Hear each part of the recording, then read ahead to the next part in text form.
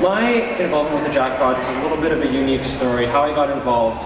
It started about 2.5 years ago. I was initially minoring in drama for my first year and a half of university before I switched into economics.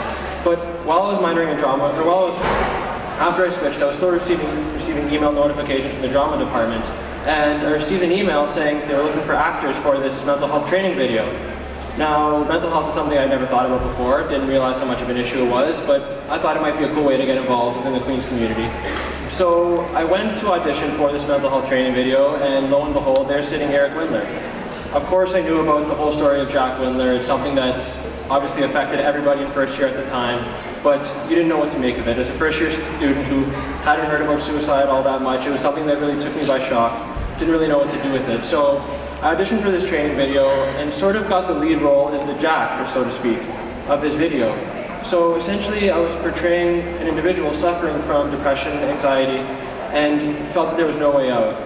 So this video is now used for the Mental Health Commission of Canada. It's used as a training video across the country, and people are using this to educate themselves about how to spot the signs and symptoms of mental illness within their friends, within their community. So it's really helping educate a lot of people. And throughout this day of filming this video, it was probably, a 12-hour day of filming? It was a good 12 hours or so. And throughout that day, I learned incredible amounts about how much of an issue mental health actually was. And like I said, I was completely 100% oblivious to how much of an issue mental health was, especially within the student demographic.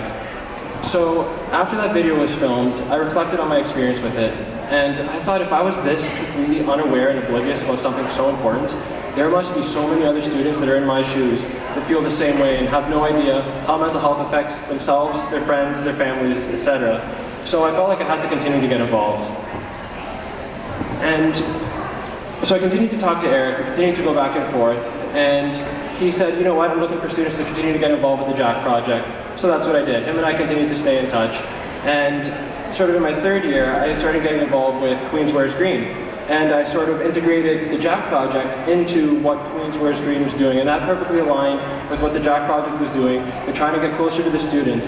And the Queen's Commerce Society was putting on this wonderful event, so I had to get the Jack Project involved, and that's what I did. You saw that picture of all those, that sea of green essentially, of all the students, and that was a remarkable event. I still see green t-shirts around the arc, people at the gym, which is phenomenal. So that sort of brings me to where we are now. And right now we're sort of on the edge of inducing this massive paradigm shift in the way young people are thinking about mental health. We're moving mountains in how students are thinking about this. And we're organizing essentially the biggest thing to happen to mental health in Canada. We're collaborating the entire country. But in this picture below, where you see here are 5 insanely talented individuals, just wonderful people all around. We've got Katie Morris, Elise Hoffman, Richie Tam, Sarah Turnbull, and Alex Martin. These are the team I have behind me, or helped me organize Release the Noise. And there's so many other people behind it, photographers, videographers in the videos I'm sure a few of you guys have seen. There's so many people that have to go into this wonderful event for the first ever Student Mental Health Innovation Summit in Canada. And we decided to call it Unleash the Noise. And sort of Eric alluded a little bit to how this came to fruition, this summit, essentially. It started out as a butt of an idea I had probably 2 years ago of creating an online social network, Facebook, Twitter, what have you, of all the different mental health organizations and committees across Ontario. Because we really need to reach a point where all these different organizations and committees are talking to one another and communicating and collaborating to really get this discussion going and taking it to the next level. Because there are the equivalent of MHAC at all these different schools across the country. You've got the 1 in 5 program at Guelph. You've got Dance for Depression at St. Francis of Xavier, Nova Scotia. There are so many different mental health organizations and committees, but none of them have been communicating as effectively as they can be, so we're really taking that to the next level with Unleash the Noise. So we had this initial idea of this social network, but when you think about it, social networking, Facebook, isn't a very proactive way to get anything real and substantial done. It's a great way to communicate, but that's where it breaks down. So Eric and I continued talking and continued synthesizing and developing this idea.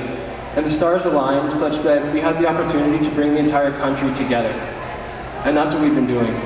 So back in September, I guess middle of September, I put together that team of people I just mentioned and told them what this idea that we had and that it was our responsibility to really bring this thing to life, to give it the student-inspired, student-led feel that mental health needs right now. So we got brainstorming, we figured out how we wanted to go about it, we came up with essentially the quote-unquote marketing campaign to get this out to the masses. We knew that young people, you and I, we know we love our YouTube videos, we love our funny clips, we spend hours procrastinating watching them, so why not create one of them to allow you guys to procrastinate? You're welcome. So I locked my team in a room for 2 hours and said, we are coming up with a name for this summit in these 2 hours. So it was a big creative process, like what you see in the movies. We had the diagrams on the wall and the whole bit. People were walking around tables, just pulling their hair out. And eventually we reached a point where it was actually Sarah Turnbull, I do have to credit her for that, where she was just mumbling some things under her voice, you know, like think out loud, talk out loud. And then she said, unleash the noise under her voice. And she kept going, and I said, hold on, back up. Unleash the noise. What does that mean? What does unleash the noise mean?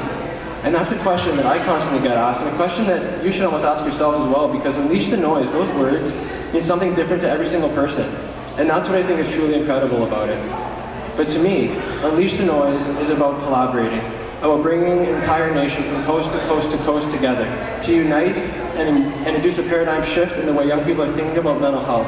And what I mean by that is going beyond awareness and developing a level of understanding and comprehension of mental health as something you should think about in a similar way you think about your physical health. When you think about it logically, mental health and physical health are one and the same. You go to the gym, you work out to prevent long-term disease. Similarly, you should be taking preventative measures for your mental health, talking to your friends, reaching out to supports, taking time on your own, those 5 or 10 minutes a day that can make all the difference in the world in how you feel on a daily basis. You should still be taking those preventative measures, because taking those actions are going to improve your overall quality of life and well-being, just like going to the gym will improve your overall quality of life and well-being. And it's sort of inducing this change in the message, and that's what Unleash the Noise is all about.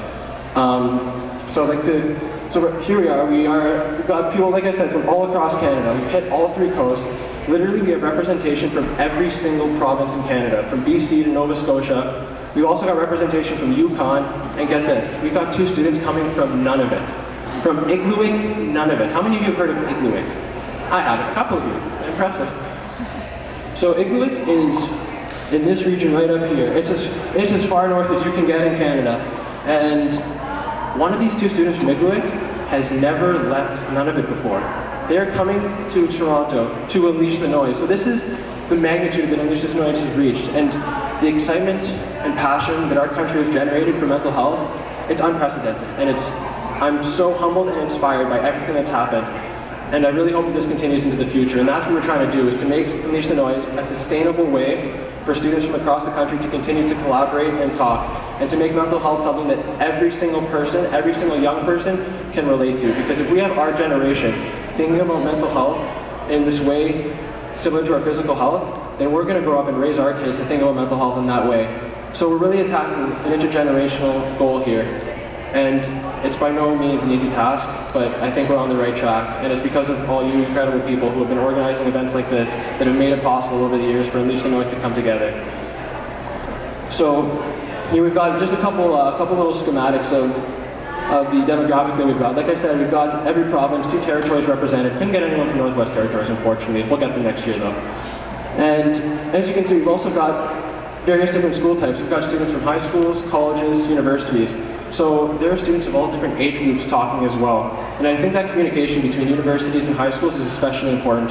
Universities, colleges, and high schools is especially important, because we are the leaders, we're the role models for these younger students. And if we can be good role models and help communicate this message as something that's, I guess, cool and engaging to them, that's what's going to resonate with them. And that's the difference between having students take the lead and having old guys like Eric take the lead.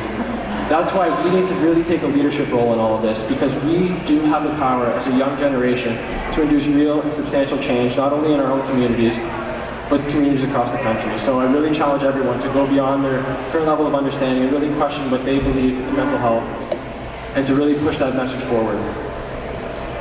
So with that, I'd like to pass it back to Eric to give you a few last words. The summit, I think, is just going to be staggering, and it's 15 days away. So we're a little nervous, we're a little busy. Yesterday we booked 85 airfares, all in one fell swoop. We've ordered our shirts, which this is sort of a little example, which Justin decided, because he's so humble, he wouldn't wear it tonight. But it's going to be an incredibly exciting event. So one thing you can remember, though, is just we had about 400 students apply for 200 delegate spots. So there's actually going to be 212 students there when you count the delegates plus Justin's core team. There's going to be, other than mental health supports and a couple adults, old people, as you say, like me, there is not going to be any adults there. This is a student-only mental health summit, and that's where we think we're going to have some sort of special creativity come out of it. But it doesn't just start and end with this summit in 15 days, 16 days. Everybody can get involved with this. And we're going to be having these students go back to their schools with a consolidated view about how they can communicate back to their school and partner schools in their area. So I guess we're really looking for support back at every school. Justin and I already have a whole slate of speaking engagements booked after the summit, and every time we're going to try to have students there who are at Unleash the Noise or who are interested in it to help step up and move me out of the spotlight and get the young people in the spotlight, because that's so important. I turn a little bit serious as we close off. This is one of the very early messages that I got from a student, and I get messages like this, believe it or not, almost every week. I've had hundreds of these type of messages, and that's what keeps me going. Spending a few years now of my life, and probably a lot longer, really trying to make a difference in youth mental health. It's because we know it's helping people. So when you reach out and talk to somebody about how you're feeling, or you're there for somebody and you think they may be struggling, and you sort of trust your gut and say, can I help you? Can I talk to you? You're making a difference, a real difference. You might be saving a life. So thank you very much for having us. I don't know if we have time, but there's supposed to be a 5-minute warning sign up. We're okay? If there is any real quick questions, we'd be happy to take them. If not, we're ready to go for the next people. So thank you very much, everyone.